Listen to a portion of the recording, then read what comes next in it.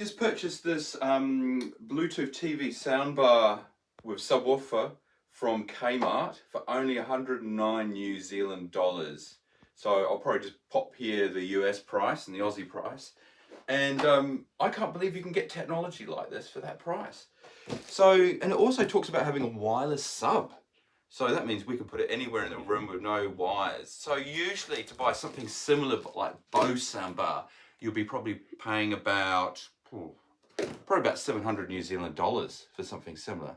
So we're going to unbox it and then we're going to plug it up to a TV. We're using this in the bedroom because I've got a way better sound system in the other room, but I just thought this would be a great little sound system for the bedroom. And I'm also here. Yeah. Okay, Seb, so let's just open it up. So we are literally unboxing this for the very first time. Not like most other videos where they unbox it and then put it back together again. We are not knowing what we're getting in this box. So we don't know what cables we're getting, what the remote looks like. And then it's just spaghetti. That's right, that's right. So without cutting ourselves, we're just going to rip the box open. I'm not cutting, you're cutting. Yeah. So let's have a look. So yeah, Kmart is a company that was originally from America and went bankrupt in America. But the Australian and New Zealand version kind of branched off and are doing some really good products now. I know, the worst material in the world. Polystyrene, yeah, that's right. A lot of companies are moving away from that, but that's all right. And it's stuck in. We'll get there. So ideally, I don't want to rip this box apart too much, just in case. Because I'm using it for a car. Just in case the product is not that great and we want to resell it. No, it's my car. So here's the sub. Now the whole package the whole package weighs about 7 kg. My sub in the other room is 25 kg by itself. So this is the sub. It's ripped. So I kind of don't know how. Is that just a... So there's your sub or your bass speaker here. And on the back, yeah, there's a fart hole. So there's a There's a fart hole. There's no line in, so it really is a wireless sub. So it'd be interesting to see how that works. So obviously it's got like a looks like a transformer 22 volt power supply where there's 2 little bricks there. So that's great because I can hide this thing because personally I don't like the look of it, but it's just a square box. So I might actually put that under the bed. Okay, now let's have a look at what else have we got in here, Sebs. The soundbar itself. So we've got 2 power supplies, more polystyrene. So it looks like it's made from MDF, I'm thinking, with some laminated veneer. Pretty normal for products like this. And we've got the 2 soundbars. So I might have to get my knife again. This is always the problem when you're unboxing, is where you put your knife. Here we go. Let's take that power supply off. So I'm wondering if the power supply is the same for both.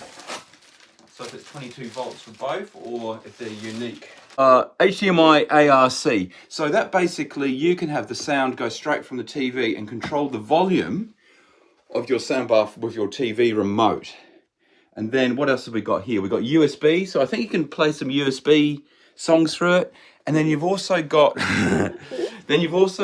a optical, which is also for sound. Now, what I've heard is if you have to sit on your TV, the sound to be outputted as PMC, because a lot of the sound stuff that's got copyright won't go through. So you've got to change the sound format for it to work. And obviously we've got a line in as well as Bluetooth. So I can see the power supply is the same as the one on the sub. It's a 22 volt. So let's put this here.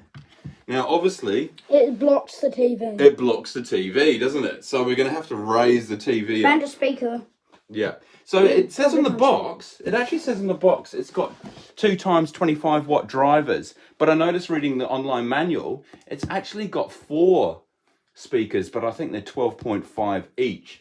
Okay. So also in the box, we've got a remote and we've got a cable. Now, we don't have an HDMI cable here, an optical, but we've got an RCA and a headphone, what we call it, the 3.25 or 3 1/4 type headphone jack.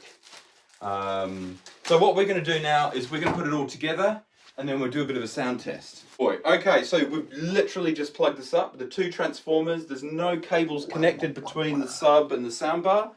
As you can see, our TV is pretty small. It's only a 32 inch. So we're gonna have to raise that obviously, but this is huge. So we're gonna do a sound test, and we've got some royalty-free music, and this is like literally the first time we've listened to this. So we've got it all paired up.